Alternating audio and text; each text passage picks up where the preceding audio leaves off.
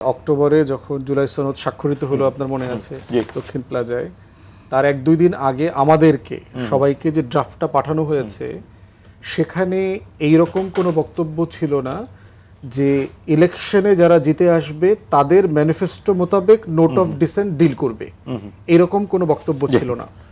আগের দিন রাতে বিএনপি সরকারের সাথে নেগোশিয়েট করেছে, এটা না দিলে আমরা কালকের সনদ স্বাক্ষর অনুষ্ঠানে আমরা যাচ্ছি না।